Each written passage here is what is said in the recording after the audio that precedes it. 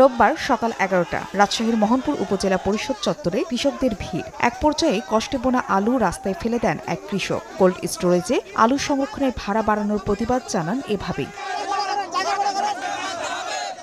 পরে বিভিন্ন banner festoon হাতে নিয়ে রাজশাহী নওগাঁ মহাসড়ক অবরোধ করে অবস্থান নেন কৃষকরা। তাদের অভিযোগ, দেশের শতকরা ৮০% মানুষ কৃষি পেশায় জড়িত। এরপরও ব্যবসায়ী সিন্ডিকেটের কাছে তারা জিম্মি। কোল্ড স্টোরেজে ভাড়া কমানো না হলে আন্দোলন চালিয়ে যাওয়ার ঘোষণা দেন কৃষকরা। ২ মাসের ভাড়া নির্ধারণ করেছে, সেই ভাড়া না মেনে আবার নতুন ভাবে ভাড়া তৈরি করছে। এটা কি মগের মূলক? ওদের ইচ্ছা মতন ভাড়া বাড়াবে, ওদের ইচ্ছা মতন আমরা কৃষক আমরা কোথায় যাব? সারা বাংলাদেশে সিন্ডিকেটের মূল হোতাই হলো কোল্ড স্টোর মালিকেরা, যার ফলপ্রসূ সারা বাংলাদেশের ভোক্তাদের কাঁধে পড়ে। এর আগে মোহনপুর উপজেলা চত্বরে আয়োজন করা হয় কৃষক সমাবেশের। তাদের দাবির সঙ্গে একাত্মতা জানান রাজনৈতিক দলের নেতারাও।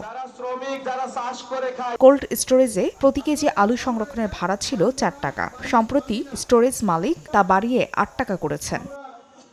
সময় সংবাদ, রাজশাহী।